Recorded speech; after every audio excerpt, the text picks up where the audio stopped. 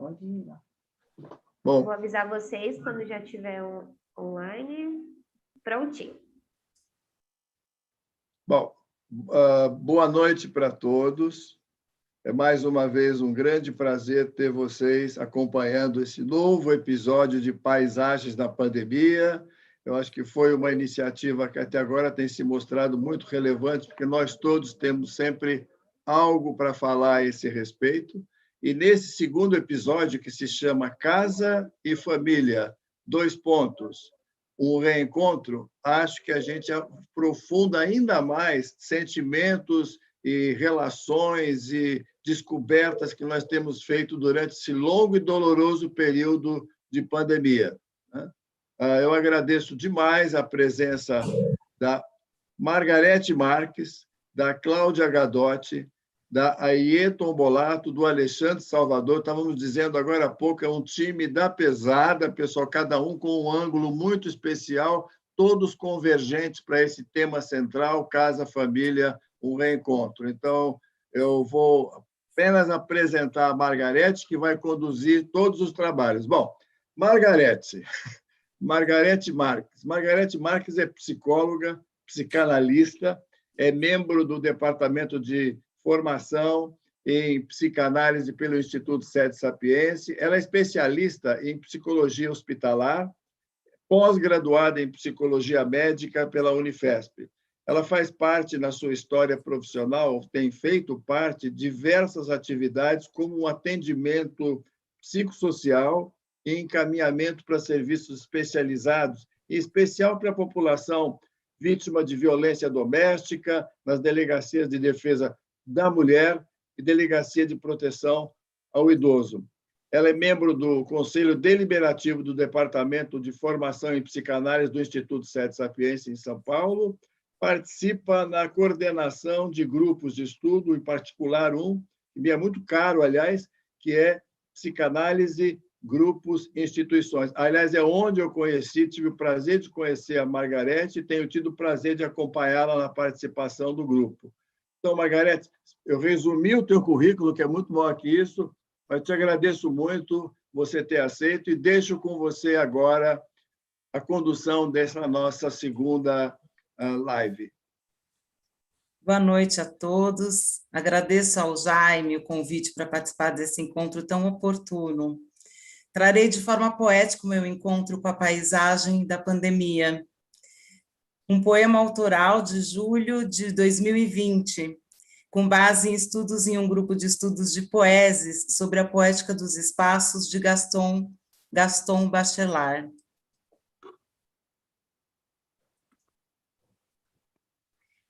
A casa, por Mu Marques.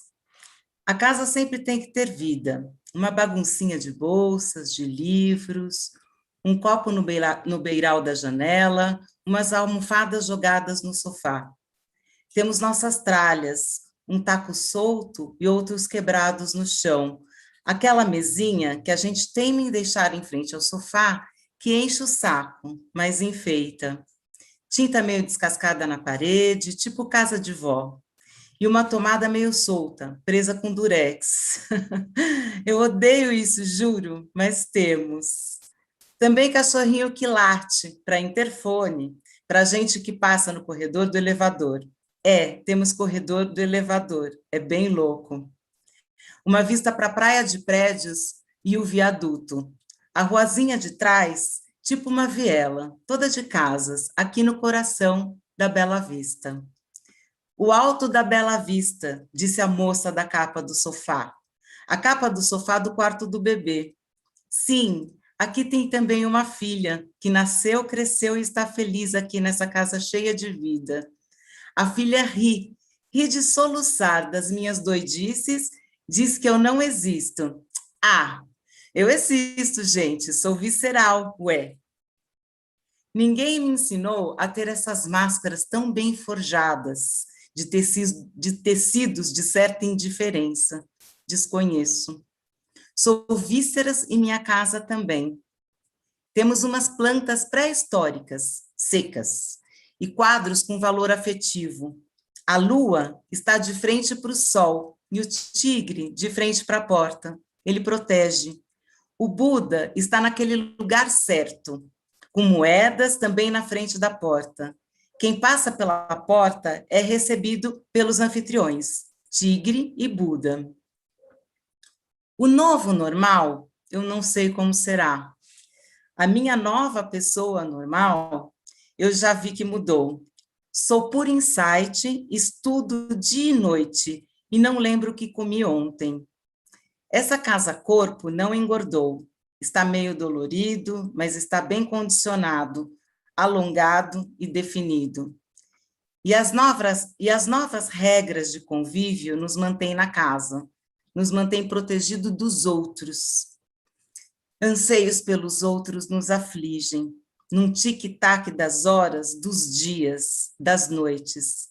As tardes são apenas um lugar mais calmo, para tirar uma pestaninha depois do almoço ou antes do jantar. Quando sonho, sonho com os irmãos, primos, amigos e infância. Ah, nos grupos nós também sonhamos a nova ideia ou com um novo evento. Sonhamos, isso nos dá um fôlego, nos traz prana. Temos fotos de família, álcool gel, parte do novo normal. Marido e filha 24 horas, e não é brincadeira. Para variar o menu, visitamos as mães e revezando as semanas, e os pais estão no combo. Chegamos à conclusão agorinha, depois de uma taça de vinho, que visitamos as mães, os pais que nos perdoem. Como a vida pode ser dentro de casa viva, uma experiência de recalchutagem de afetos, de vínculos. Olhamos pela tela do celular e do computador as carinhas dos amigos. Nossa, obrigada, amigos. Vocês, mesmo virando esses quadradinhos, salvam meu dia. Quando termina meu dia, me sinto feliz, grata, reenergizada, reorganizada, viro gente outra vez, me vendo também na tela, no quadradinho. Ao acordar, puta que pariu, leva horas para eu lembrar que a vida vai voltar ao normal um dia. É difícil esquecer os mortos, os vivos, os mais ou menos. Mas a casa dá abrigo, nos aconchega em seus cantinhos. Eu estou lutando com o novo cantinho que o cachorrinho inventou. Tinha que ser em cima dos meus sapatos, embaixo do cabideiro, com os meus encharpes? Outro dia, um dos encharpes, de lãzinha, bem clarinho, no chão, ela enroladinha do frio. É foda. Sua cria, mas vai ser folgada na casa do chapéu, né? Ou será ninho? Ninho, lar, casa-ninho, colinho de mãe.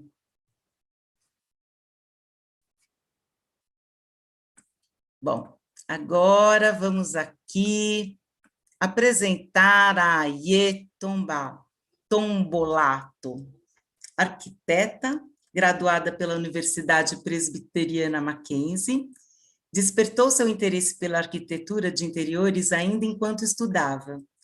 Em 2004, ingressou no curso de pós-graduação de interiorismo na Universidade Politécnica de Catalunha, em Barcelona.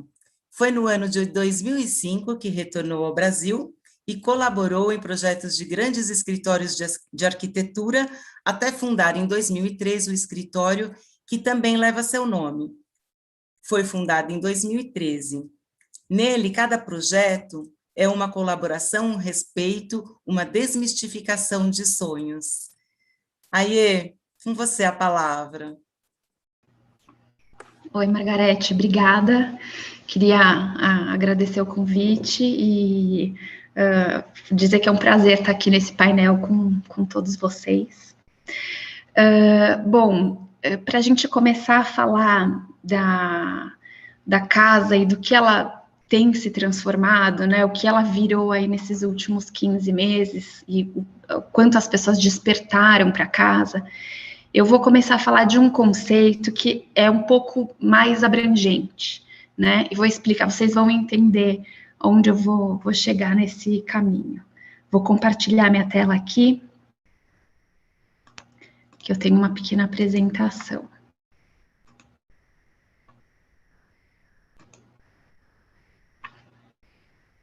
Bom, eu vou começar, então, falando desse conceito, que é o conceito de neuroarquitetura, desculpa, que é o poder do ambiente sobre o nosso cérebro.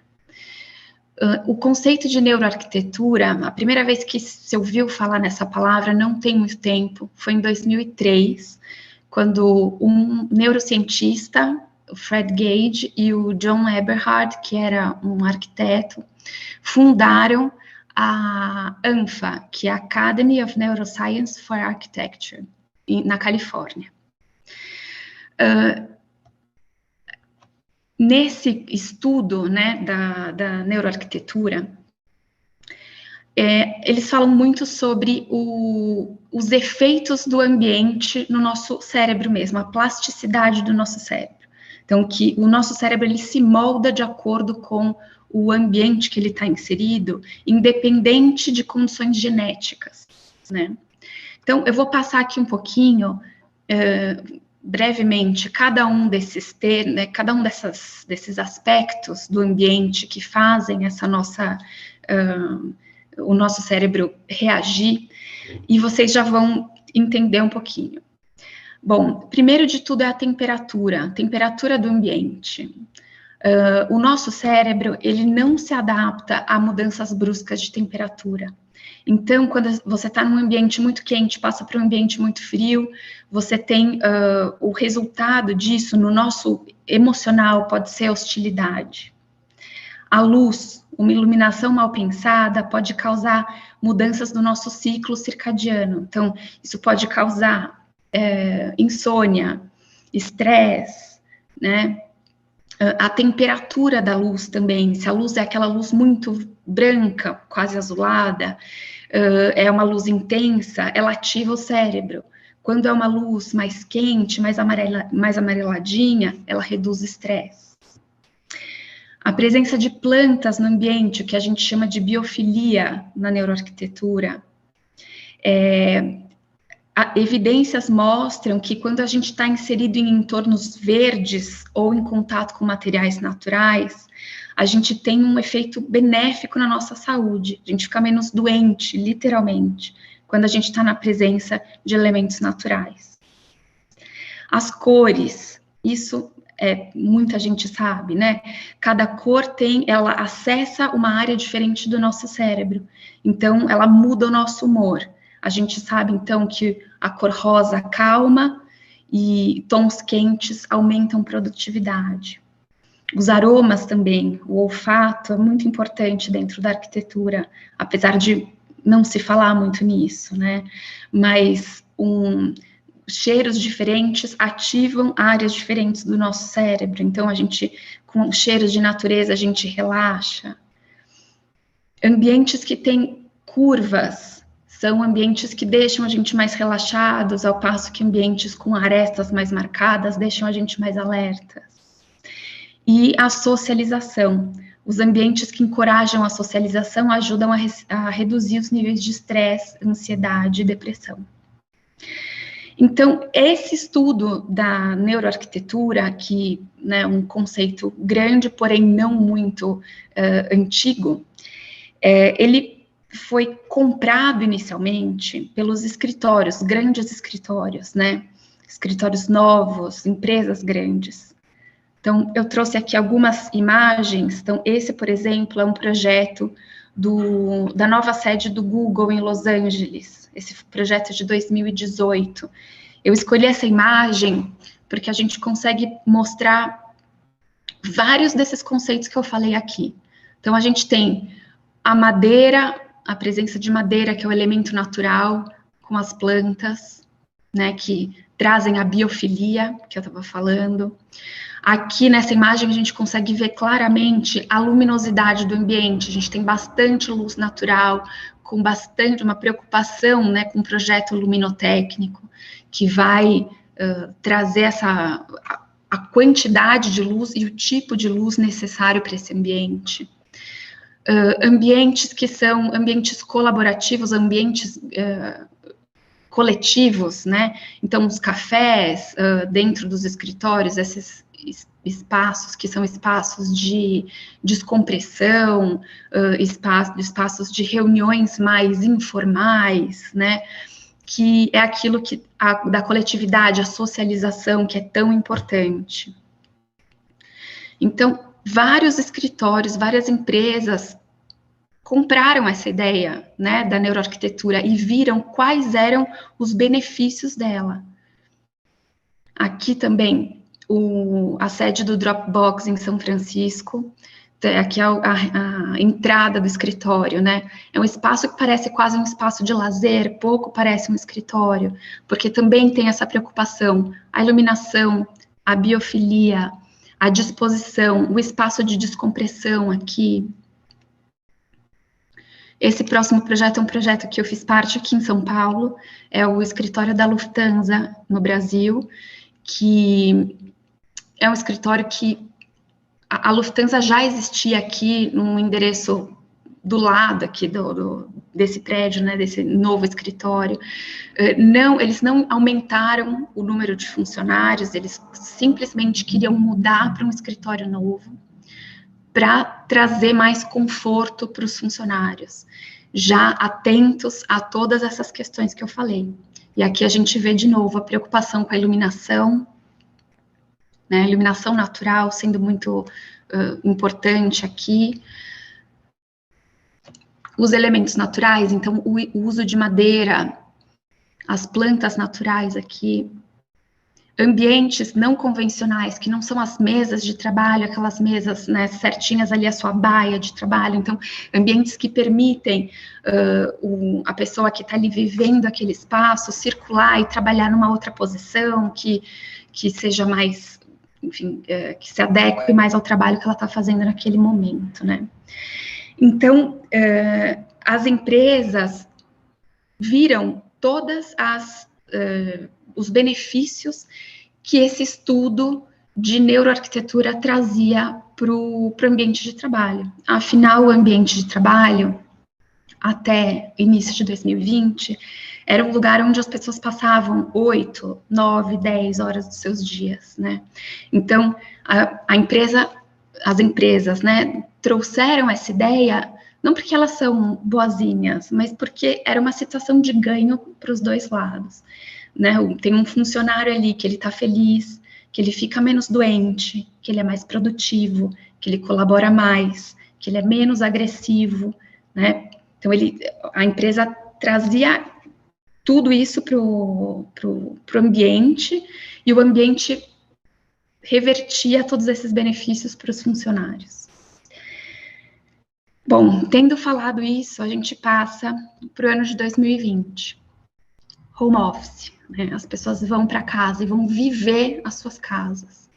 Então, aquele funcionário que estava nesse ambiente, trabalhando ali 8 horas por dia, que tinha pouco convívio com a casa, que via a casa à noite, era uma casa dormitório, basicamente. Ele chega na casa dele para trabalhar do dia para a noite, e a casa dele estava assim. Então, era uma cozinha que eu não uso muito, que eu só uso à noite, eu venho aqui, eu faço só a minha torrada, eu comprei uma geladeira, não coube aí, tá aí, mas eu não vou investir muito, porque eu não fico muito aqui, né? Então, aqui uma sala, eu não vou colocar um sofá aqui gostoso, porque eu não passo muito tempo aqui. A iluminação, aqui a gente vê nessa foto aqui, preocupação quase que nenhuma com a iluminação, né? Porque as pessoas não viviam a casa delas durante o dia, na grande maioria. E aí, essas pessoas começaram foram para dentro de casa e começaram a sentir o que faltava dentro das casas dela, começaram a olhar para as casas delas. Que horas que bate uma luz boa, que tem um lugar com uma iluminação gostosa para eu trabalhar, né? No início foi para o trabalho, né? Mudar o trabalho para dentro da casa. Uma mesa boa, com uma boa iluminação, com um bom espaço para o meu filho estudar. qual é o meu ambiente de descompressão dentro dessa casa, na hora que eu preciso parar um pouquinho, tomar um café, para onde eu vou para dentro dessa casa, né? Então, essas questões começaram a surgir. E aí, eu vou mostrar aqui o antes e depois de cada uma dessas fotos, e vou pontuar de novo para vocês o que a gente estava falando sobre a disposição das coisas, a iluminação. Aqui a gente está uma foto à noite, né? Mas a preocupação da iluminação, de ter uma iluminação adequada, de ter uma distribuição adequada. Aqui a gente tinha essa mesma cozinha com uma geladeira que não cabia ali no espaço, e ela estava ali há 5 anos, mal encaixada num canto. E aí a gente fez essa reforma para adequar essa cozinha nova, essa nova necessidade. Aqui também a outra sala que eu tinha mostrado anteriormente, com um tratamento de iluminação diferente, né, uma renovação dessa casa. Então, as pessoas se voltaram para as casas e não se encontravam ali, porque elas não viviam as casas delas, né. Tenho mais um exemplo aqui, o próximo, que também foi uma grande procura, né, nesse período de isolamento, as varandas. Então, aqui a reforma dessa varanda, então trazendo de novo a planta aqui para dentro, né, trazendo aqui uma cara de varanda mesmo, né, a área externa. A gente estava sofrendo há alguns anos um movimento que as varandas eram integradas às salas, todo mundo queria uma sala maior, para ter um espaço maior interno dentro de casa. Nesses últimos 15 meses, a gente viu um recuo disso, as pessoas querendo varanda, sem saber do estudo de neuroarquitetura que eu estava falando, da importância da luz e do verde, mas elas sentiam mesmo assim a necessidade da cor na vida delas, de volta, né? Então, esse movimento desses 15 meses que a gente está vendo é muito interessante, porque mesmo sem as pessoas saberem conscientemente, elas procuram e pedem aquilo que a gente já sabe através de estudos, que são coisas necessárias para o bem-estar, né? A gente sabe que num ambiente claro, iluminado e cheio de plantas, de verde, a gente tem níveis de estresse muito mais baixos, de ansiedade, de doença, enfim, que eu já falei sobre isso. Então, sem ter consciência disso, as pessoas estão buscando essas saídas arquitetônicas. Aqui tem um exemplo, né, de uma casa que tinha um ambiente, uma cozinha que estava que não tinha sido reformada nos últimos 10 anos. E eles gostariam que virasse um ponto de encontro da família, né? Que a cozinha tem essa característica, né, de ser o centro da casa. Então, aqui é um exemplo do antes e depois, né? Então, trazendo a madeira que traz esse elemento natural para dentro da casa, o equilíbrio das cores. Aqui, a gente, né, tem uma copa ali do lado, então fazer essa janela de comunicação, não ter mais a cozinha isolada do resto da casa. Aqui também, um outro exemplo disso, né, aqui era uma mesinha ali, uma mesinha pequena para 2 pessoas, a gente fez uma bancada aqui para 4 pessoas sentarem, que são todas as pessoas da família que moram nessa casa. Então, trazer o ponto de encontro para a cozinha de novo, né, que tem um pouco disso do reencontro, que a gente fala, né, no título desse episódio. Então, o que eu queria compartilhar aqui era isso, e dizer que esse movimento todo, ele aconteceu em todas as classes sociais, tá? A gente não está falando só de uma família de classe média ou de uma família de classe alta, ele aconteceu em todos os níveis, desde a pessoa que recebendo o auxílio emergencial de R$600 conseguiu aumentar um cômodo da casa, até famílias de classe alta que conseguiram arrumar o tempo e o espaço para rever as suas próprias casas.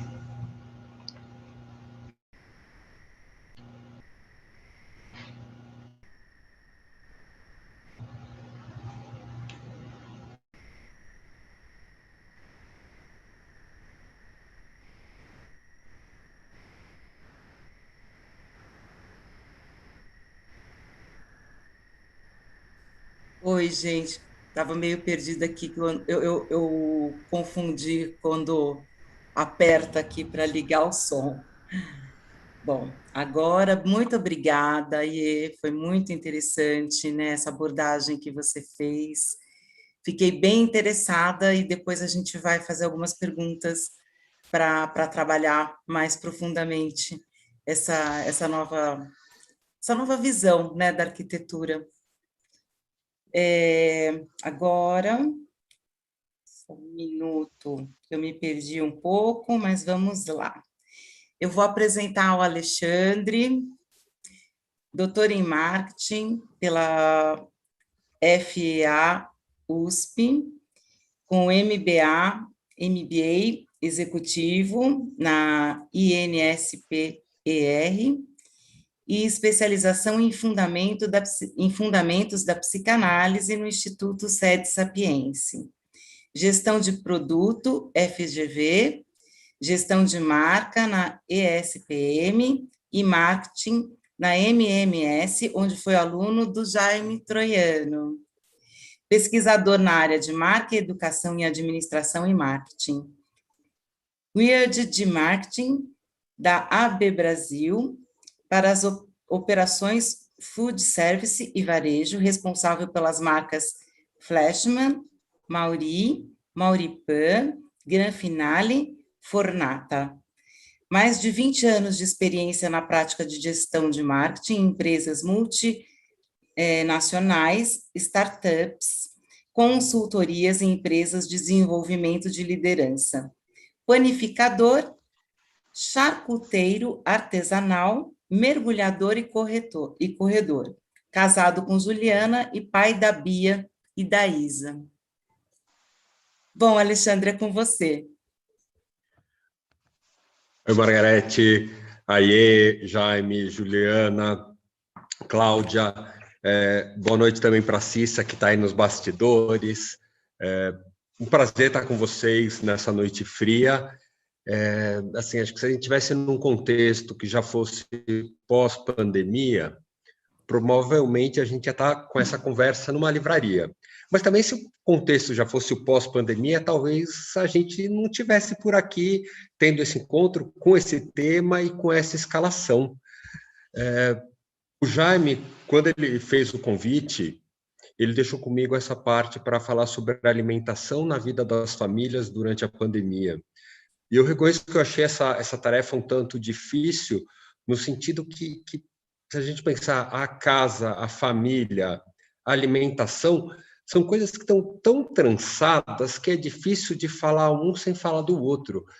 E aí eu pego um ponto, né, que aí começa já a mostrar a casa pela cozinha. A gente vê, né, e a casa como tem aquela reforma para virar um espaço de relacionamento da família. Então, esses três temas, eles estão muito ligados, né? Eles estão muito trançados. Eu vou organizar essa minha fala de hoje em 3 tempos. Primeiro, eu vou trazer um pouco de informação, de dado, né, sobre a alimentação na pandemia. Vou trazer dados de algumas consultorias, como a Galunion, como a Kantar, Mintel, Euromonitor, Food Consulting, do Sérgio, Nielsen, McKinsey e Deloitte. Depois eu vou falar um pouco sobre a minha experiência pessoal que está um pouco baseado em Solomon, Domenico de Masi, Malcolm Gladwell, um pouco de Kotler. E, por fim, eu vou fechar com uma amarração desses conteúdos. Então, comecemos, né? Olhando para estatísticas, institutos de pesquisa, para os relatórios das consultorias, fica claro que nesse momento de pandemia, a gente, né, as pessoas, todos nós, a gente começou a comer mais em casa, né? Tem um relatório da Kantar que se chama Como o Covid mudou a forma de consumo fora de casa, que ele mostra que aquele consumo de snacks, de lanchinhos, né, de comidinhas fora de casa e bebidas não alcoólicas caiu 26% durante o período do isolamento. No Brasil, isso no mundo. Então, não é um fenômeno que aconteceu só no Brasil, é um fenômeno que aconteceu no mundo. No Brasil, essa queda foi de 16. Pô, se a gente olha 16 contra 26, a gente vê que lá no Brasilzão, né, não olhando para um grupo social que teve maior capacidade de fazer isolamento, mas no Brasil a gente já teve uma condição menor de isolamento do que no resto do mundo. A queda de alimentos fora de casa foi 16, o consumo de casa cresceu proporcionalmente. Então a gente vê essa migração. As pessoas param de comer fora de casa, precisam comer, comem mais em casa. Tem um outro instituto, a Galunion, que traz um dado feito com 460 donos de estabelecimentos de alimentação, e eles mostram que 87% desses donos declararam que tiveram redução das vendas, 60% tiveram uma queda superior a 51%. Então, para 60%, a queda foi maior que metade do que eles vendiam. Tem muitos desses operadores, desses donos de restaurantes, de serviços de alimentação, que ainda não trabalhavam com aplicativo de entrega. E eles precisaram rapidamente se adaptar durante a pandemia. O que eles fizeram? Além deles entrarem nos aplicativos, eles tiveram que simplificar os cardápios, porque a operação ficou mais complexa, e começaram a investir mais em embalagem, porque antes a gente recebia em casa uma embalagem simplinha, e estava bom. Como a gente aumentou a frequência de consumo de delivery, os estabelecimentos começaram a se preocupar mais com a experiência de consumo que eles estavam propiciando. E aí a gente vê muitos restaurantes investindo pesado nessa experiência em casa.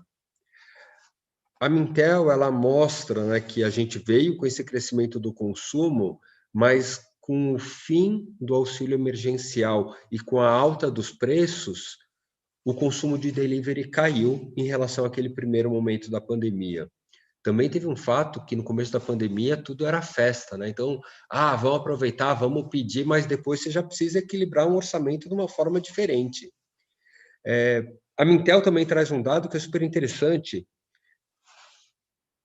A gente, no momento de isolamento social, de distanciamento social, não de isolamento a gente nunca fez bem feito, mas distanciamento social, a gente começou a procurar uma vida mais segura, mais tranquila, e aumentou o consumo nostálgico, aumentou as pessoas buscando experiências que remetiam às suas infâncias. E a gente vê algumas marcas explorando isso.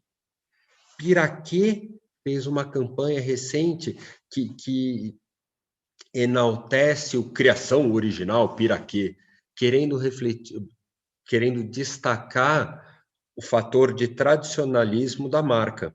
A Nestlé fez uma coleção de latas maravilhosas de leite moça, também celebrando o aniversário da marca e mostrando o quanto ela fez parte da vida dos brasileiros e faz até hoje. Então, a gente vê esse consumo nostálgico crescendo num momento de isolamento. Quando a gente pensa em embalagem, né, eu falei esse ponto dos serviços de delivery, investindo mais em embalagem, mas a gente começa a ver também que tem um paradoxo. Porque se de um lado as pessoas buscam mais embalagens higienizáveis, que é aquela embalagem com acabamento mais plastificado, que a hora que ele chega em casa eu consigo borrifar um álcool, passar um paninho, esterilizar tudo, Por outro lado, a gente também, ficando mais em casa, como a Iê falou, a gente começa a ter mais contato com a nossa casa e a gente começa a ter mais contato com o nosso lixo. E aí a gente começa a ter a noção do quanto de embalagem a gente joga fora. E aí, se de um lado eu quero uma embalagem mais bacana, plastificada, que eu consigo higienizar, do outro lado isso também me incomoda, porque eu estou produzindo cada vez mais lixo. Tem outros paradoxos aí. A gente vê que as pessoas, ao mesmo tempo, começam a buscar mais alimentos mais saudáveis, mais naturais, tendo uma consciência alimentar maior, mas, por outro lado, elas também começam a se presentear mais com indulgência, com explosão de sabor, e parece que a gente vê aí uma lei da compensação,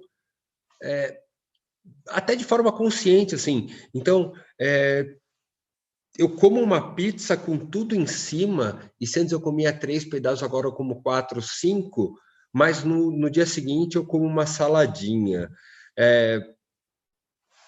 As pessoas vão lá fazer seu pão caseiro com 4 ingredientes para buscar o mais natural possível, mas depois acompanha isso com 2 litros de refrigerante. Tem gente que toma uma kombucha artesanal, né, porque a kombucha é super, né, artesanal, e depois acompanha com Doritos queijo nacho. Come uma costelinha do Outback inteira no almoço e à noite janta só um misoshiro e talvez um chazinho. Tem gente que come quinua durante a semana para comer bacon o final de semana inteira. E bacon, gente, bacon é vida, né? Não dá para falar mal do bacon. Então, o que a gente vê é que quando a gente fala de alimentação, as pessoas começaram a buscar equilíbrio, né? E ter mais consciência disso.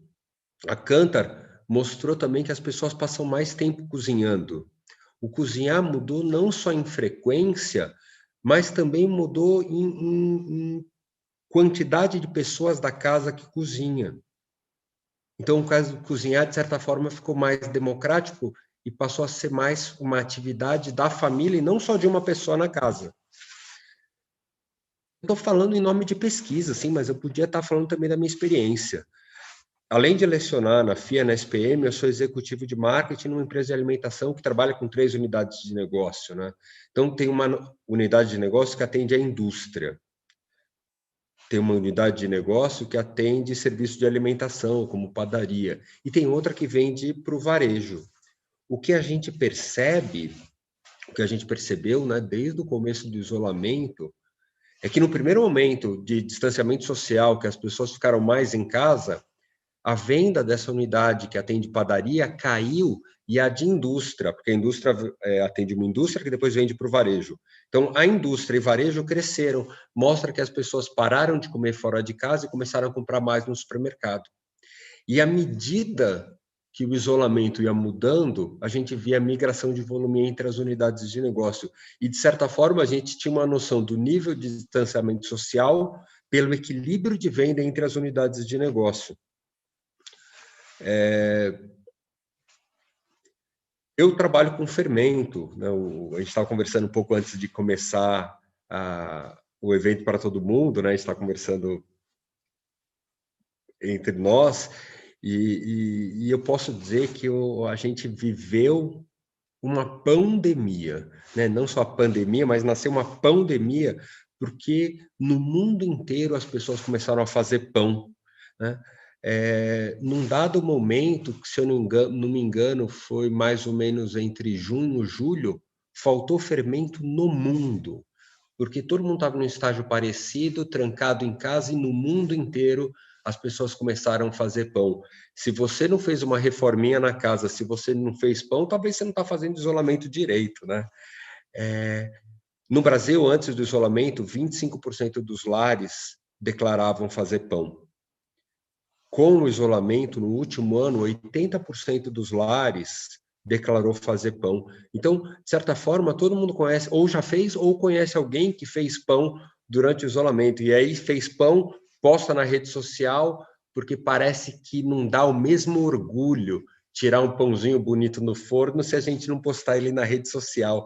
Então, essa rede social parece que vira uma janela de comunicação entre as pessoas, e a culinária está muito nessa vitrine, nessa janela.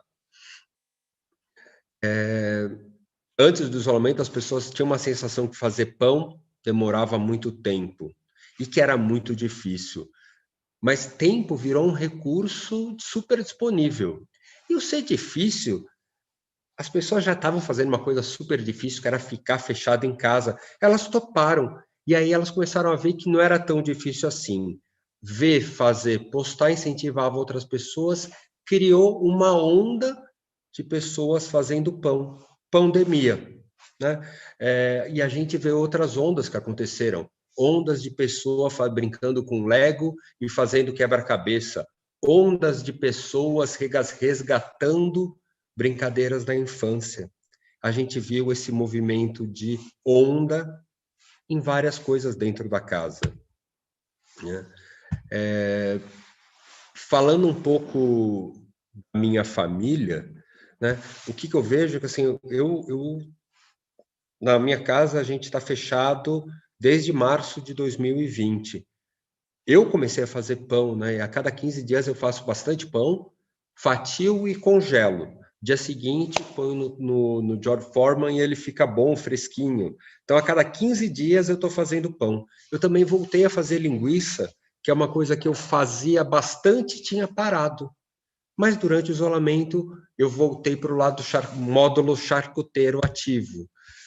A minha esposa, ela cozinhava pouco. Cozinhava bem, mas cozinhava pouco. Ela entrou nesse módulo de MasterChef e cada dia ela tentava fazer uma receita melhor que a outra, e não teve coisa que ela tentou que não deu certo. A culinária acabou virando um ponto de brincadeira dela com as minhas filhas, deu com as minhas filhas, e uma forma da gente tirar elas da TV e de tirar do YouTube, do Semi-Slime, do aplicativo, do joguinho. Fazer cookie, fazer panqueca, fazer bolo com as meninas virou uma forma de distração, de entretenimento familiar. A nossa conexão pela culinária ficou cada vez mais forte. O meu cunhado, ele trabalhava com eventos, e o setor de eventos é um que, durante o isolamento, ele foi quase para zero. Então, ele para ocupar a cabeça, ele começou a fazer pão, depois ele começou a fazer pizza. A pizza ficou tão boa que ele começou a congelar e vender. Então, além dele fazer uma renda extra vendendo pizza congelada, o fazer pizza para ele tinha um negócio de esquentar relações, porque com o pretexto de entregar pizza, o cara tomava um banho de álcool e gel, colocava 3 máscaras e saía visitando os amigos dele no final de semana, vendendo e entregando as pizzas. Fazer pizza virou uma renda, mas virou um amálgama social, né? O cozinhar foi muito além da obrigação. Cozinhar virou hobby, virou terapia, virou prazer. O cozinhar virou um tempo consigo e uma demonstração de cuidado com a família. O cozinhar, ele é meio que o fruto desse reencontro nosso com a casa e com a família. Eu acho que tem aquelas coisas que a gente começou a cozinhar e fazer para os outros, começou a cozinhar e fazer por obrigação para casa, mas começou a cozinhar e fazer para a gente como um tempo nosso no isolamento. Eu acho que esse reencontro, né, que é o tema de hoje, ele é muito feliz em juntar essas 3 dimensões. Falando um pouco do primeiro episódio do Paisagens da Pandemia, e aí o Jaime propõe uma sequência super feliz em propor religião e amparo e depois falar da casa, porque esses temas eles vão se conectando, né? Eu não conhecia o Elges e eu adorei a provocação que ele trouxe sobre religião, religiosos e amparo e desamparo. O Jean Bartoli, na sequência, ele fala sobre a busca de amparo na religião, mas também um amparo no encontro consigo. Eu sou fã assim, irrestrito do Jean. O Jean foi um dos meus melhores professores no INSPER, em 2007. E aí veio a Rabina Fernanda com uma fala tão boa, porque ela falou que, de acordo com o tempo que a gente passa num certo lugar, a gente começa a ser considerado daquele lugar. E eu acho que isso é muito oportuno trazer para o encontro de hoje. Ela diz que, segundo a comunidade judaica, quando uma pessoa fica 30 dias numa cidade, ela deveria contribuir para a cozinha comunitária. Quando uma pessoa fica 3 meses, ela deveria contribuir para o fundo de caridade. Quando a pessoa fica 6 meses, deveria contribuir para o fundo que ajuda as pessoas a se vestirem. 9 meses, deveria contribuir para o fundo que ajuda as pessoas a serem enterradas. Com 12 meses, ela passa a contribuir para a segurança da cidade, aí ela passa a fazer parte daquela comunidade, passa a fazer parte daquele espaço. 12 meses. Pois bem, olha aí, a gente está vivendo nas nossas casas de uma forma intensa por mais de 16 meses. Então, olha como muda a nossa relação com a casa, com a família, com a alimentação. A gente passou a fazer parte desse ambiente, né, e com esse combo casa, família, alimentação, como nunca antes. Para muitos, aí tem a ver, a AIE traz muito isso, né? Para muitos, a casa era um lugar só de passagem. E ela trouxe a fala: eu não passo muito tempo aqui. E agora a casa, que era um lugar de passagem, virou um lugar de viver. Aquela cozinha que era para quebrar um galho, ela virou talvez um dos espaços mais importantes da casa, porque é ali que a gente vai ter a nossa alimentação. Vamos encerrando, me caminhando aqui para um fechamento. Eu acho que a gente fala muito, né, do distanciamento social, da pandemia, do ficar em casa, mas a gente precisa ser justo com aqueles que viveram a pandemia sem distanciamento social também, né? Essa fala não representa a realidade de muitas pessoas que, mesmo com medo, não tiveram a opção de ficar em casa. Existe muita gente que saiu de casa e se afastou da família durante a pandemia. Infelizmente, existe muita gente que saiu e nunca mais voltou. No começo da pandemia, muita gente teve que ir para as fábricas produzir o alimento que a gente consome.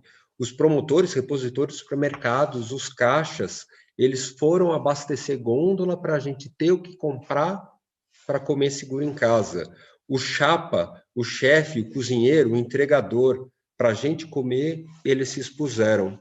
Então, acho que nesse primeiro momento do isolamento, antes dos iFoods se estruturarem, eu lembro que muito entregador era criticado porque eles estavam demorando, mas é que a demanda cresceu tanto que antes do sistema se equilibrar, ele estava desequilibrado mesmo. E eu acho que aí, nesse primeiro momento, a gente viu aquele Mateus grandão, né, o Mateus do condomínio, tentando humilhar o Mateus entregador. E no final esse cara fez um grande serviço para a sociedade, porque ele trouxe um novo olhar para a sociedade, para os entregadores. E eu acho que ele mostrou, né, uma necessidade de maior empatia e humanidade. Antes, gente de uniforme quase que não tinha cara, né? É só o entregador. E hoje o entregador ele está num novo, ocupando um novo espaço, acho que na sociedade. O Mateus do condomínio quis humilhar o Mateus entregador, mas fez um grande serviço. Eu acho que privilegiados somos nós que pudemos ficar em casa com as nossas famílias. Aie, Cláudia, Jaime, Margarete, é difícil separar alimentação, família e casa numa reflexão sobre pandemia. Eu acho que esse reencontro que a gente está promovendo nesse momento é um reencontro com a nossa consciência, consciência sobre a alimentação, sobre as relações familiares e sobre esse viver em conjunto. Eu espero que quando a gente voltar a sair de casa, a gente não perca essa consciência sobre a alimentação, família e a casa. Espero que a gente volte a sair de casa, quando a gente voltar a sair de casa, a gente não esqueça essa admiração por aqueles que saíram por nós. Eu acho que esse momento é um momento de muita reflexão e é um momento da gente revisitar muitas instituições como a casa, a família, que estavam meio fragilizados.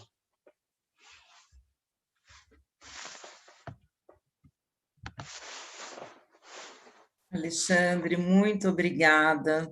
Lembrando aqui que você ficou de me passar depois uma receita de pão, hein? Que eu quero muito, eu e o meu cachorrinho. A gente adora pão. Bom, agora eu vou apresentar aqui a Cláudia Morelli Gadotti, psicóloga formada pela PUC São Paulo, analista junguiana, membro da Sociedade Brasileira de Psicologia Analítica pela SBPA, filiada à IAAP, mestre pela Pacifica Graduation Institute, na Califórnia, dos Estados Unidos. Atua em consultório clínico e também como orientadora de grupos de reflexões sobre temas contemporâneos. Cláudia, por favor, a palavra está com você. Obrigada, Margarete. Bom, boa noite a todos. Obrigada aí, Alexandre, pelas falas. Eu acho que a minha fala, inclusive, vai muito de encontro do que vocês já falaram, talvez amplificando um pouquinho, mas eu acho que o que vocês falaram já abriu aqui um espaço para o que eu vou colocar. Eu vou começar a minha fala fazendo uma observação, diferente do que a Iê colocou. Eu, particularmente, senti que tudo que eu vivi ali no meu consultório diz respeito muito especificamente a uma determinada classe social.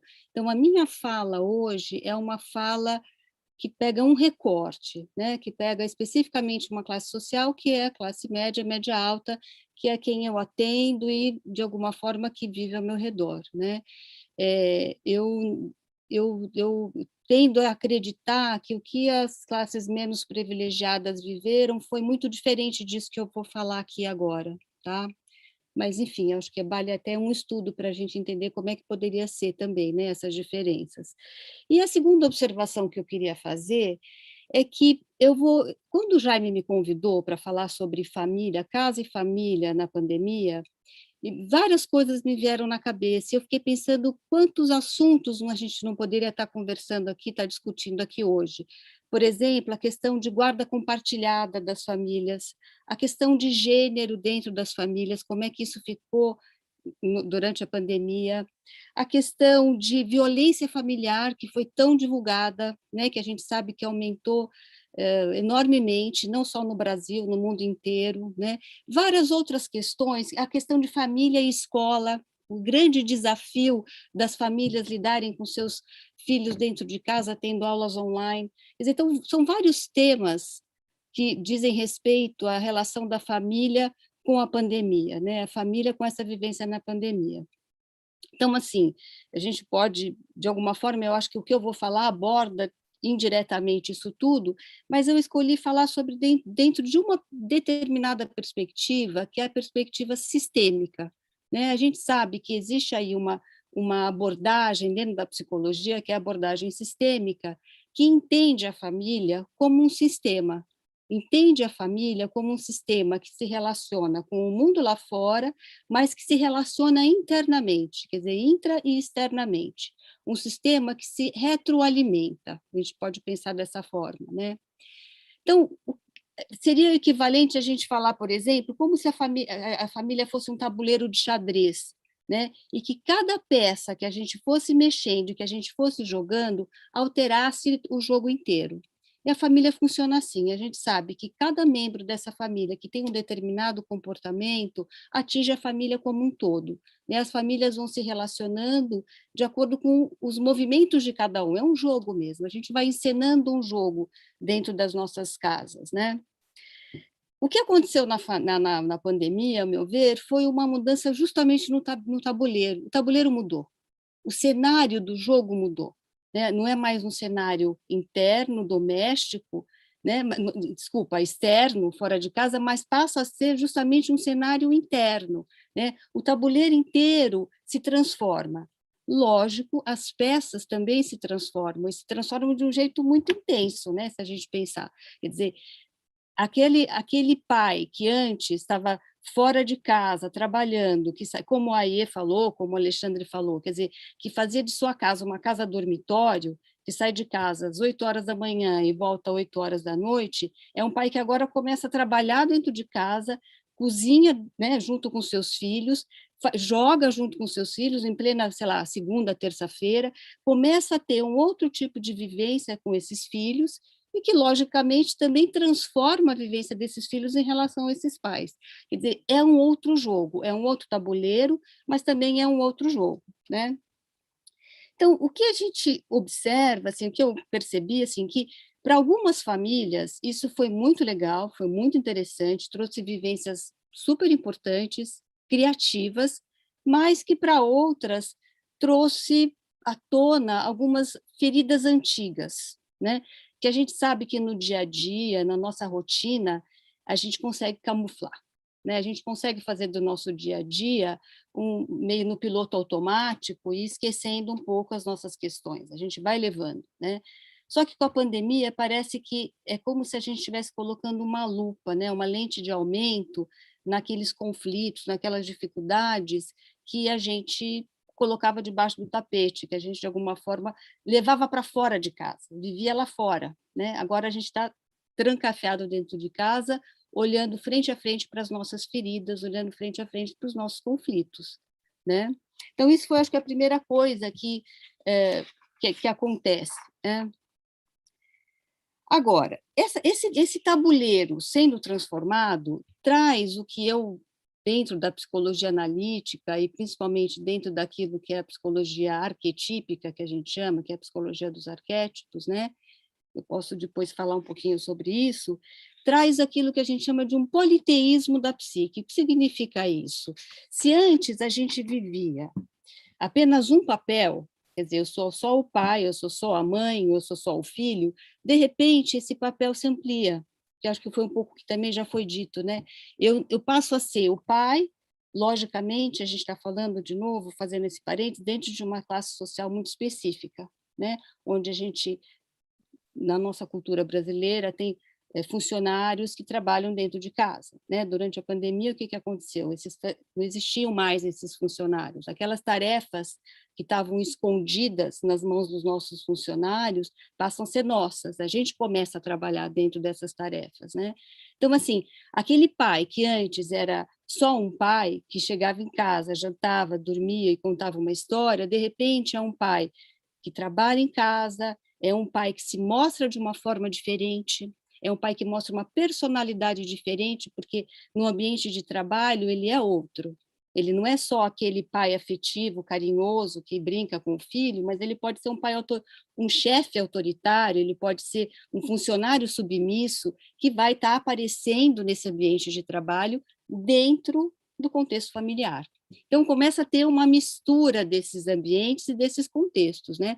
Então, o que eu falo? Quer dizer, novos personagens começam a aparecer. A gente começa a encenar uma nova peça de teatro dentro de casa com outros personagens. A nossa peça dentro de casa fica múltipla, né? A gente pode falar assim. Por isso que eu estou chamando de que a gente começa a viver um politeísmo da psique. Quer dizer, quando a gente começa a viver, a gente sai de um monoteísmo, de viver somente um papel específico dentro de casa, e começa a viver uma multiplicidade de papéis, um politeísmo, diferentes formas de expressar, que a psique começa a se expressar dentro de casa. Assim como os pais se expressam de forma múltiplas, os filhos começam a se expressar de formas múltiplas. O pai começa a reconhecer no seu filho um ser que antes ele não conhecia. Eu lembro de um paciente que comentou comigo, que ficou muito impressionado quando ele viu na aula online do filho, que o filho era tímido, que o filho não conseguia se colocar, que o filho não conseguia participar, porque em casa ele era ou cara comunicativo, ou espoleta, ou extrovertido, e dentro do ambiente escolar ele se mostrou diferente. Então, foi uma novidade, digamos assim, né? Era um outro filho, um outro personagem que se apresenta para esse pai, né? Assim como o pai também está se apresentando diferente. Então, assim, outras configurações começam a surgir dentro do ambiente doméstico, né? E aqui eu queria só dar uma paradinha. Eu falei para vocês que eu trabalho dentro de uma psicologia arquetípica, né? Então, eu sei que aqui tem muita gente que não é da área psi, eu acho que vale a pena fazer uma explicação rápida do que são os arquétipos, né? Porque eu vou falar um pouquinho dos arquétipos agora. O que são os arquétipos? O Jung, eu trabalho dentro de uma psicologia que quem desenvolveu foi um psiquiatra suíço chamado Carl Gustav Jung.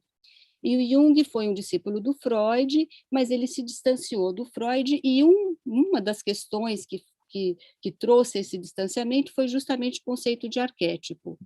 Para o Jung, ele acreditava que existia um padrão de funcionamento da psique. A psique é aquilo que nos torna humanos, né? A psique tem alguns padrões de comportamento, as quais ele chamou de arquétipos, que nos faz humanos, que faz com que a gente seja igual em qualquer lugar do mundo e em qualquer época, né? Os arquétipos são atemporais. Então, por exemplo, eu sempre cito esse exemplo porque eu acho, enfim, acho bem forte, que é o arquétipo materno, né? O que o Jung denominou como o arquétipo da grande mãe. O arquétipo materno, o que significa isso? Todos nós humanos temos a habilidade, o potencial da maternagem, né? Seja maternar um filho, seja maternar uma equipe de trabalho, seja maternar um amigo, seja maternar um animal. A gente tem esse potencial de maternagem, que é o cuidado, a proteção, a nutrição, né? Isso que o Jung denominou de arquétipo materno. Alguns pós-jungianos, o Jung não fez tanto isso, mas alguns pós-jungianos fizeram um trabalho de relacionar esses arquétipos com os deuses da mítica grega, né? Então, por exemplo, falar de arquétipo materno é a mesma coisa que falar da deusa Deméter. Deméter, que é a deusa mãe. Deméter, que é famosa pelo seu mito com a Perséfone, né? Deméter, que é a deusa da agricultura, do solo, que faz tudo florescer, porque ela nutre, porque ela colhe, porque ela cuida para crescer. Então, Deméter é a deusa materna. Voltando para a pandemia, eu fiz essa explicação só para a gente entender o que significa arquétipos, né? Voltando para a pandemia, a gente pode tentar falar que é o seguinte: a gente saiu de um monoteísmo de era, um monoteísmo arquetípico, a gente pode falar assim, um monoteísmo de uma dinâmica arquetípica que dentro da mítica grega pode ser entendida como Hera. O que é a Hera? Hera foi a mulher de Zeus e ela é conhecida como a deusa do casamento tradicional, a deusa do casamento patriarcal. Hera é aquela que mantém as coisas em ordem, que mantém as coisas no seu status quo, é aquela que mantém as coisas funcionando, que faz as coisas funcionarem. Hera não está preocupada com vínculos, Hera não está preocupada com relacionamentos, não está preocupada com os filhos, Hera está preocupada em manter a ordem, né? Um pouco o que vocês já falaram, inclusive, quer dizer, essa coisa da gente bater ponto em casa tem a ver só com manter a ordem, né? A casa está lá, em ordem, funcionando, mas a minha vida afetiva e subjetiva, muitas vezes, acontece fora de casa, né? Então, eu acho que a gente sair um pouco dessa dinâmica, onde as coisas se mantêm dentro de um status quo, muitas vezes sem significado, né? Porque eu acho que isso também define um pouco de era, não interessa muito o que está acontecendo, mas tem que ser, né? A gente saiu um pouco dessa dinâmica, desse monoteísmo da casa e ampliou para outras deusas. É como se outros deuses e outras deusas começassem a habitar a nossa casa. Por exemplo, vou citar alguns exemplos, mas, por exemplo, Atena. Atena é a deusa da intelectualidade, a deusa do pragmatismo, é a deusa do conhecimento. Atena nasceu da cabeça de Zeus, então ela tem essa coisa cabeça, né? Muito racional. A gente trouxe muito da nossa racionalidade, do pragmatismo para dentro de casa, quando nossas casas viram home offices. A gente trabalhando dentro de casa, a gente traz muito de Atena para dentro de casa. A gente pensa, a gente produz, a gente trabalha, né? A gente trouxe Hermes para dentro de casa. Hermes é o deus da comunicação e é o deus também do comércio, né? Eu acho muito interessante o que aconteceu na pandemia, que eu acho que é um grande paradoxo da pandemia, porque apesar da gente estar em isolamento social, a gente nunca esteve tanto em comunicação como esse último ano e meio. A gente fez reuniões online, a gente participou de várias reuniões de Zoom, a gente fez lives aqui, lives ali, o tempo inteiro, filminhos no WhatsApp, a gente estava o tempo inteiro em comunicação. Hermes estava presente o tempo inteiro, né? Também o lado de Hermes ligado a comércio, né? Eu não sei, mas assim, eu nunca vi tanta compra online sendo realizada. A pessoa fica em casa, a pessoa fica comprando, né? Essa coisa de pedir comida dentro de casa o tempo inteiro, Rappi, iFood, tá? A gente está o tempo inteiro com essa coisa do comércio, a gente está o tempo inteiro com essa troca. Hermes faz a troca do dentro e do fora. Então, apesar da gente estar em isolamento e ter esse retiro para dentro de casa, a gente estava também em troca o tempo inteiro. Mas eu acho que a deusa que mais reinou durante a pandemia foi a deusa que a gente chama a deusa conhecida como Hestia. Dentro das deusas, ela é conhecida como uma deusa virgem, inclusive, porque ela não se preocupa com a questão do casamento, diferente de Hera, né? Hestia é a deusa que se preocupa com os vínculos. A Hera, ela é a deusa que, de alguma forma, congrega todas as pessoas em torno da lareira, é a deusa do fogo, né? É aquele gostoso, aquele quentinho, aquele aconchego em volta da lareira, em volta do fogo, onde as pessoas estão verdadeiramente em comunhão, onde as pessoas trocam, né? Então, eu acho que, por isso que eu fiz questão de fazer esse recorte, de que eu acho que a gente está falando de uma determinada classe social. A nossa classe social teve a grande oportunidade de fazer esse reencontro, de fazer esse retorno para os nossos lares. Hestia traz essa possibilidade do reencontro, de estar com pessoas, de estar vivendo com pessoas. Eu acho que o grande reencontro, inclusive, que a gente pode até entender, talvez até como uma regressão, é esse reencontro com o ambiente protegido. A gente foi vivendo uma sensação de que dentro de casa a gente está protegido, lá fora está o perigo. Todos nós estamos unidos contra este perigo, que é o perigo do vírus, esse inimigo em comum que é o vírus, né? Aqui a gente está nessa bolha, nessa proteção, que a gente pode até entender como um útero materno que protege, que acolhe, que nutre, que é dado por Hestia, né? Hestia como esse aconchego, né? E aí eu acho que vem um simbolismo importante da casa que é ligado justamente ao arquétipo materno, né? A casa é um símbolo do materno, assim como a caverna é um símbolo do materno, o próprio útero é um símbolo do materno, lógico. Quer dizer, é esse lugar de proteção, esse lugar de nutrição que a gente retornou, que a gente regrediu novamente para esse espaço. Por que eu estou falando de regrediu? Porque o que a gente viveu na pandemia, eu tenho um pouco a impressão que foi uma nostalgia, como o Alexandre falou, de tempos passados da humanidade, né? Tempos de antes da Idade Moderna, antes da Revolução Industrial, quando as pessoas de verdade viviam as suas casas, né? Onde as cidades não tinham essa importância que se tem hoje. A gente regrediu para um momento pré-moderno, digamos assim, né? Onde as pessoas cozinhavam dentro de casa, trabalhavam dentro de casa, se confraternizavam dentro de casa, estudavam dentro de casa, né? Muitas vezes, velavam seus mortos dentro de casa. A casa tinha uma importância enorme. Depois da Revolução Industrial, as cidades ganharam uma nova importância, e as pessoas saíram de casa e começaram a fazer tudo fora de casa. Hoje, de verdade, as nossas casas são casas dormitório, realmente. Então, eu acho que o que aconteceu na pandemia foi justamente resgatar essa importância pré-moderna, né? Essa importância até para a humanidade mesmo, do que é esse reencontro com o humano, esse reencontro com esse lugar de aconchego, esse lugar de resgate, a gente pode falar desse arquétipo materno, né? De voltar um pouco para esse lugar do materno, que, obviamente, se a gente pensar em termos econômicos, em termos civilizatórios, né? A gente, para formar a civilização, não é o mais interessante, né?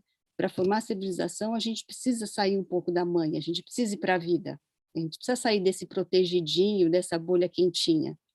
Tudo bem, mas se a gente pensar em termos de alma, em termos de psique, é muito interessante, né?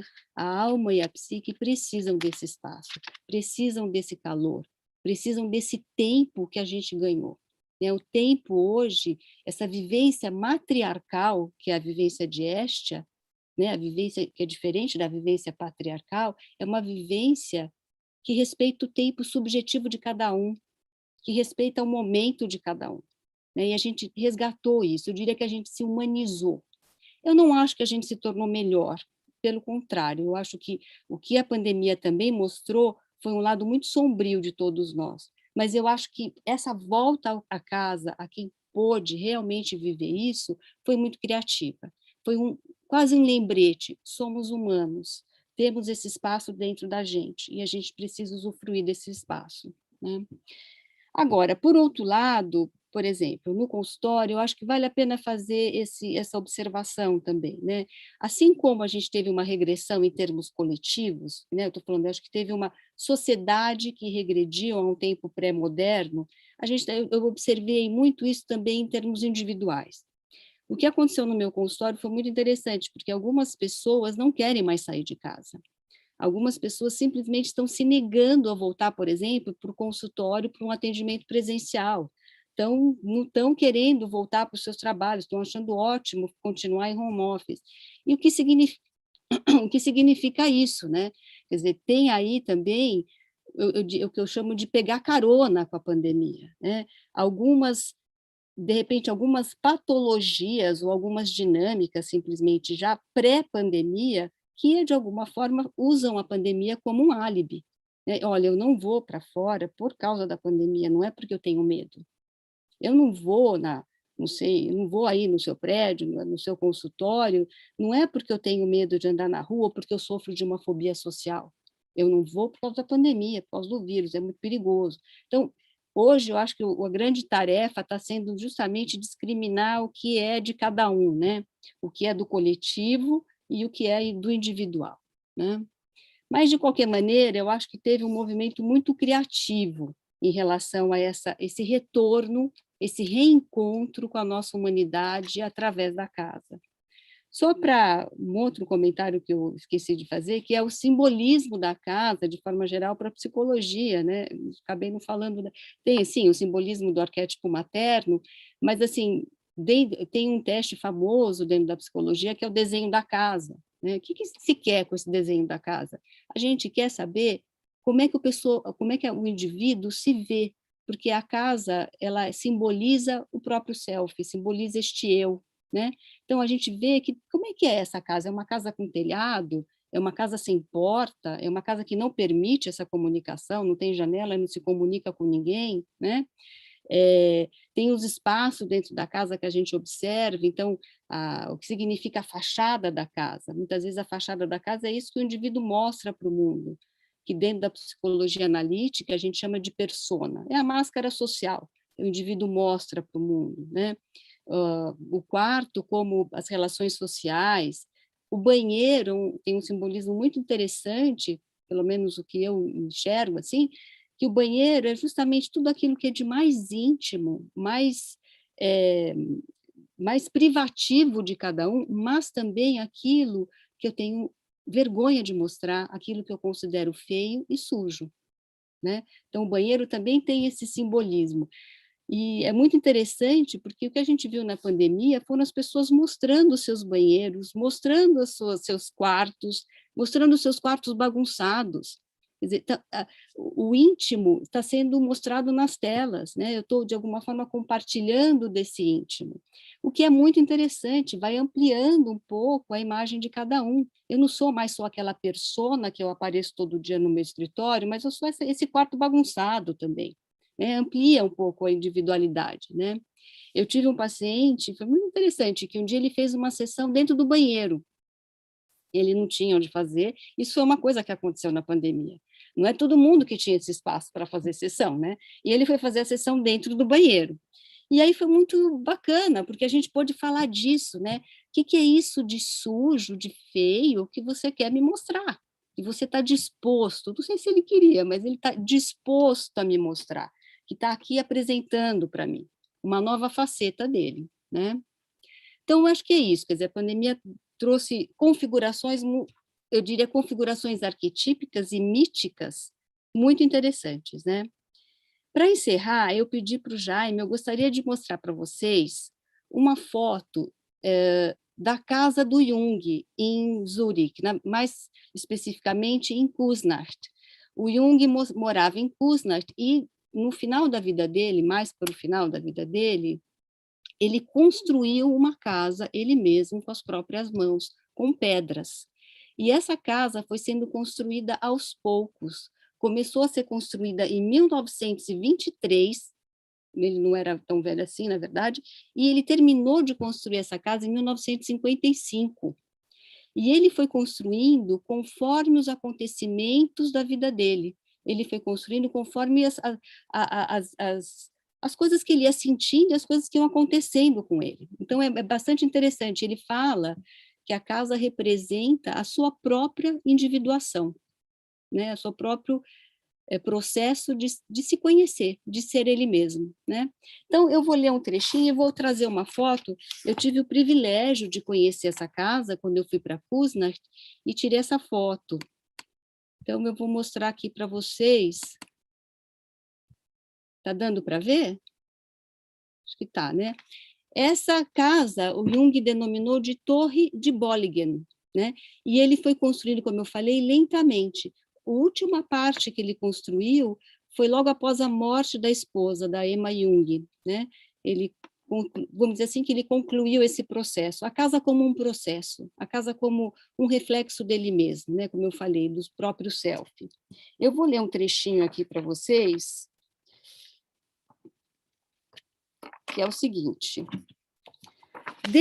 Esse trechinho que eu vou ler está na autobiografia do Jung, que chama Memórias, Sonhos e Reflexões, e está justamente no capítulo que se denomina A Torre, né, que ele vai contando como é que ele foi construindo essa casa. Tá? Desde o início, a torre foi para mim um lugar de amadurecimento, um seio materno, ou uma forma materna na qual podia ser de novo como sou, como era e como serei. A torre dava-me a impressão de que eu renascia na pedra. Nela havia a realização do que antes era um vago pressentimento, uma representação da individuação, um marco. Ela exerceu sobre mim uma ação benfazeja, como a aceitação daquilo que eu era. Construir a casa em partes separadas, obedecendo unicamente às necessidades concretas do momento. Suas relações interiores jamais tinham sido objetos de minhas reflexões. Podia-se dizer que construir a torre numa espécie de sonho.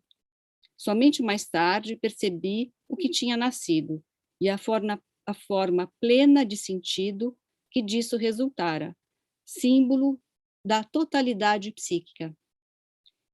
Ela se desenvolvera como um grão antigo que tivesse germinado. Então é isso, eu resolvi fechar com essa casa porque eu acho que é um grande simbolismo realmente do que é a casa para a psicologia analítica. Muito obrigada a todos por terem me ouvido. Deixa eu interromper aqui o compartilhamento, pronto. Obrigada, Cláudia. Esse passeio, né, pelos cantinhos da casa, né, psíquica que você fez, foi muito legal, as deidades, né? E trazendo aí, né, essa casa ninho, né? Essa casa ninho, muito gostoso. Bom, gente, tem algumas perguntas aqui. Eu vou começar com as perguntas por uma questão de que já começou a falar, então vou continuar seguindo esse mesmo, essa linearidade aqui. Vamos lá.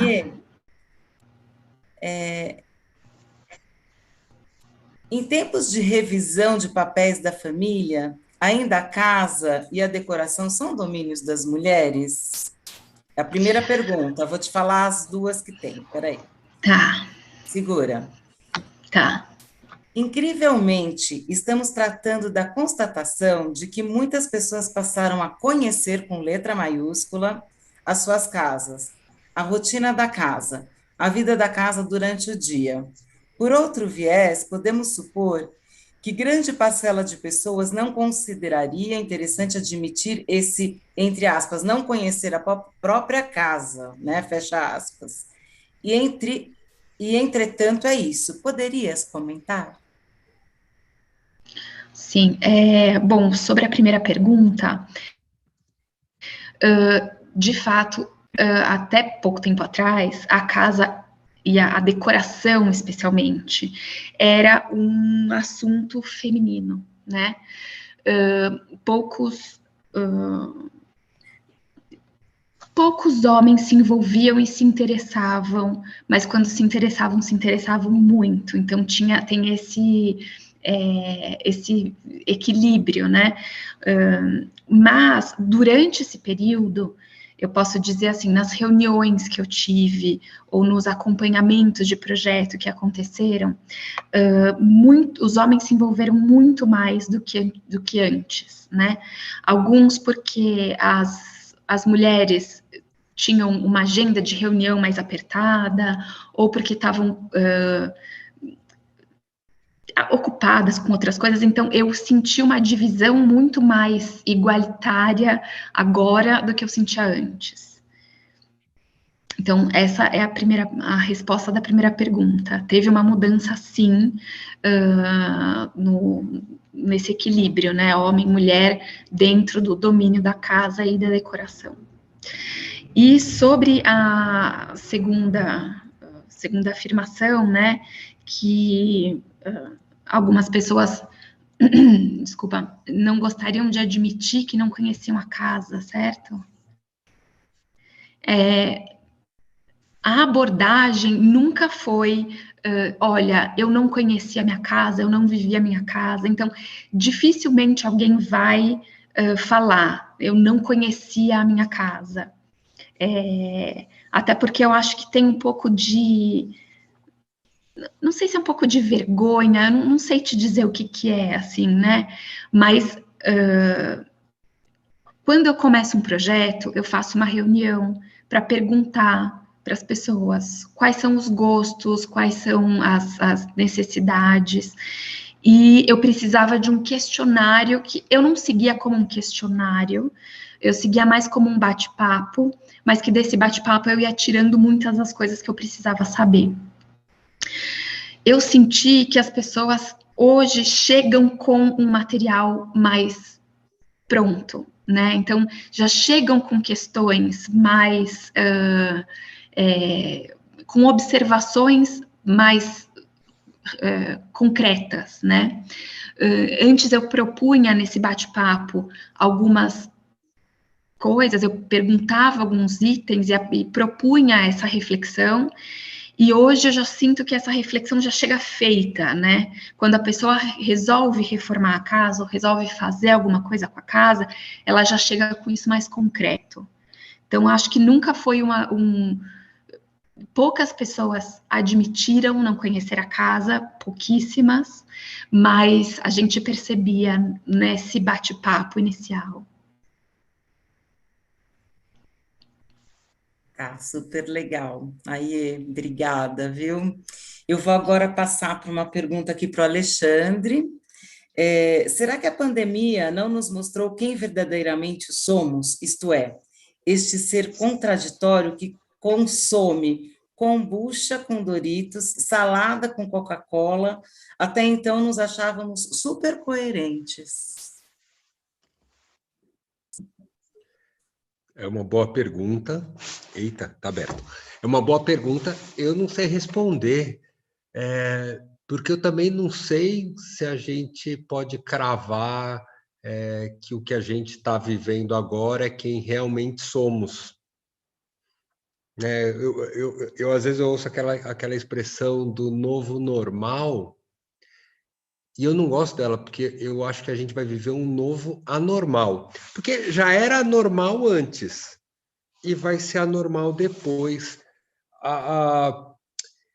Aí, Margarete, eu vou passar uma pergunta para você, furando um pouco o protocolo, porque eu fiquei, quando você leu o poema falando dos amigos, eu fiquei com isso, assim, eu sinto que vai ter uma mudança, né, nas relações. Porque agora que a gente afastou, parece, eu senti, e eu vejo isso conversando com várias pessoas, quase como se a gente tivesse filtrado. E ficou mais evidente quem são aqueles amigos quase família e quem são aqueles amigos conhecidos. E eu acho que aí a gente, quando a gente fala das relações, a gente sai com um depois muito diferente. Eu não sei a alimentação, se a hora que a gente volta não muda tudo de novo. Tenho muita dúvida. Mas eu acho que as relações entre as pessoas, as relações sociais mudam mais. E eu queria ver o que você acha disso, assim, porque a hora que você falou dos amigos, deu um aperto no coração de, ai, amigo, realmente família eu vejo mais, amigo eu vejo menos. Foi uma hora que eu me aproximei até aqui da telinha, né, propositalmente, porque, para mim, né, essa coisa dos amigos, ela se ampliou de alguma forma, né, porque as pessoas acabaram até se comunicando mais à distância, né, a distância diminuiu. Eu, por exemplo, vejo em algumas pessoas, né, e em mim, eu posso falar pessoalmente, que eu comecei a usar muito mais vídeo. Eu não usava tanto vídeo, gente. Não ficava fazendo vídeo com as pessoas assim, né, no celular. Ai, em vez de ligar, posso fazer um vídeo? Porque a gente quer ver as carinhas, os quadradinhos, mas tudo bem, né? Graças a Deus, que nem eu falei no poema, graças a Deus eu consigo ver no quadradinho e me ver, porque é uma coisa inédita, né? A gente não se via antes, não via a cara que fazia, né? O Jaime, quando me viu hoje, falou, nossa, né? Porque eu nunca me maqueio, eu sou meio descabelada, não sou muito maquiada. Nossa, né? É inédito mesmo. Então é isso, eu acho que as amizades elas já mudaram, né? Esse colorido novo de a gente poder, mesmo à distância, estar junto. Eu vejo de uma forma positiva, mesmo à distância a gente está junto. É uma coisa que eu afirmo toda hora, eu falo, ai gente, que delícia, né? Que eu ponho minha carinha perto mesmo, ai que gostoso te ver. Bom, não sei se responde. Eu também não sei, mas eu não sei se tem resposta. Eu queria falar para a Iê, eu sou esse cara que não conhecia a casa e que hoje eu sei em cada momento do dia onde o sol vai e onde a planta fica melhor, e se eu trocar a planta, eu tenho hoje acho que manjericões de 3 metros de altura, porque encontrei um lugar que o manjericão ele dá com uma vitalidade monstruosa. Então, Não, eu posso dizer que eu também sou a pessoa que não conhecia a minha própria casa. Então, eu vejo também hoje que tem um sol às 3 horas da tarde que bate delicioso no meu quarto, e que se eu quiser ficar ali tomando um solzinho nesse frio é muito gostoso, sabe? Então, tem muita gente que não conhecia, não tinha intimidade com a casa, né? Não tinha. E isso que a Cláudia falou também, a gente fazer reunião e você vê onde eu tô, você vê a minha casa, você me conhecer um pouquinho a mais, né? Outro dia eu estava conversando com alguém que falou, todo mundo virou um pouquinho voyeur, porque você está conversando comigo, mas eu estou olhando o ripado aí de madeira que está atrás de você, pensando, nossa, onde deve ser isso, né? Que lugar é esse? Né? Então a gente começa a ficar, eu não tenho mais na cara a cara ali, você olha para o olho da pessoa, você não olha para o entorno, você não fica olhando o entorno. A gente começou a olhar um pouquinho para dentro da casa do outro também. Não sei se vocês lembram, teve um período ali que os jornalistas começaram a fazer os jornais de dentro das próprias casas, e foi a maior comoção falar sobre as estantes de livros da casa de cada um dos jornalistas. Né, que todo mundo começou a olhar para dentro da casa deles. Teve até uma que no meio do caminho fez uma reforma, e eu notei, porque antes a casa não era tão legal, e aí mudou. Então, teve muito disso, né, de todo mundo olhar, falar, peraí, o que eu estou mostrando da minha casa tá legal, tá bonito, reflete o que eu sou, né, tem a ver comigo, eu estou mostrando o que eu gostaria de mostrar, quem eu sou. Tinha até uma piadinha que as pessoas estavam comprando painéis prontos, imitando uma estante de livros. É verdade, é verdade, é verdade. Ficou né? Ter uma estante de livro. É, E nessa hora dá intelectual. vontade de perguntar, Cláudia, o que você está lendo aí? Deve ter que ser uma pilha aí. Exato.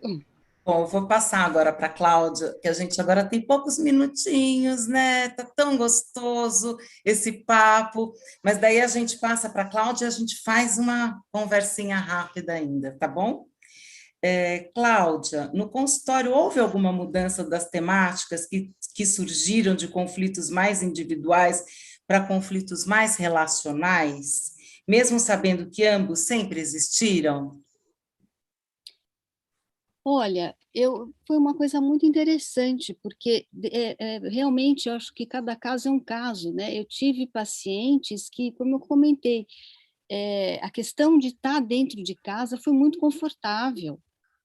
Pacientes com fobia social, pacientes com depressão, é muito confortável estar dentro de casa. Então, todas aquelas questões do relacionamento com o chefe, o relacionamento com o sexo oposto, tal, tudo isso fica de stand-by, porque não está acontecendo. Então, sim, eu acho que teve uma mudança da temática, talvez um aprofundamento maior nas suas próprias vidas, né? Enquanto que para outros, estar dentro de casa foi muito angustiante. Pessoas que, por exemplo, que têm filhos pequenos, né? Foi muito difícil, né? Tinha como eu fazendo sessão com o paciente, de repente uma criança entra, a mulher grita, foi muito complicado, né? E aí sim, aí você vê, eu tive casos assim de pacientes contando de muitas brigas por conta disso, né? Quer dizer, ele não respeita meu espaço, não respeita a minha individualidade. Então, assim, eu acho que teve o que a gente viveu foi como eu falei, né? Foi um cenário, foi um jogo diferente.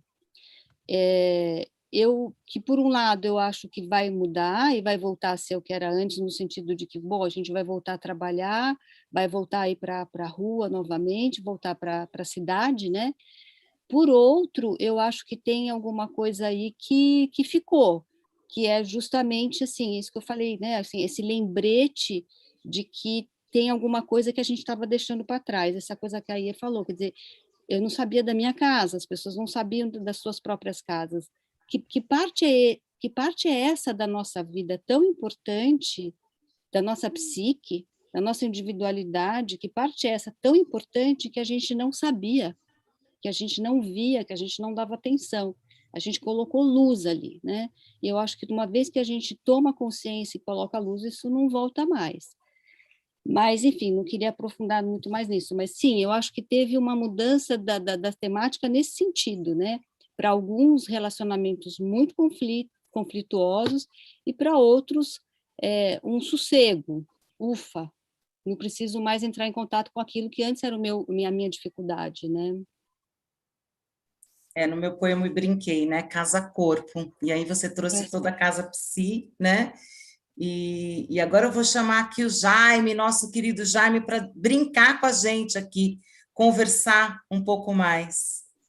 Jaime, a palavra está contigo. Obrigado, Margarete. Olha, eu aprendi um bocado.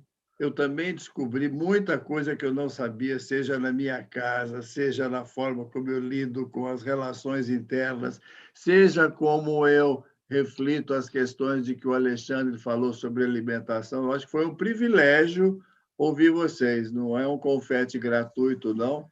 De fato, foi maravilhoso, né? E eu acho que o Alexandre lembrou de uma coisa que acabou acontecendo. Esses elementos estão todos muito entrelaçados, né? A nossa vida, em última instância, dentro desse ambiente que a gente partilha com a nossa família. Então, eu agradeço demais. Eu quero lembrar a vocês o seguinte, que esse material está gravado, disponível no YouTube da Troiano Branding, para quem quiser ver, rever ou indicar para terceiros, né? Eu agradeço a Juliana, você está aí ou já dormiu? Estou aqui. Agradeço demais a Juliana Balan, que é quem é responsável por essa arquitetura tecnológica funcionar tão bem. Obrigado, Juliana. E, olha, Muito obrigado, Margarete. Querida Margarete, um prazer te reencontrar aqui. Vamos nos ver em breve outra Prazer vez. foi meu, Jaime, foi uma delícia. Foi uma delícia mesmo. Cláudia, sempre assim, muito inspiradora. Aí, olha aí, eu sei até que tem algumas fotos lá que eu reconheci, viu, Aê? Reconhece. Reconheci. E é verdade, Uhum. a diferença é absoluta. E, Alexandre Salvador, muito obrigado pelas todas as tuas informações e esse olhar autêntico de quem mexe, de fato, com alimentação, né? Agradeço a todos vocês e principalmente a todos esses que estão nos acompanhando até agora, né, pessoal? Muitíssimo obrigado, até a próxima. Olha, não se esqueçam, no dia 3 de agosto, né, a gente tem o último episódio desse Paisagem da Pandemia, que tem um título mais do que provocativo e talvez sem resposta, que é: e aí? O que vai acontecer quando nós sairmos do túnel entre aspas? Então, muito obrigado, boa noite para vocês todos. Valeu, hein, pessoal? Obrigada, Jaime, obrigada. Obrigada, Até prazer mais. imenso com Obrigada. Boa vocês. noite. Valeu, gente. Boa Boa noite. noite. Boa Tchau, noite. tchau. Tchau.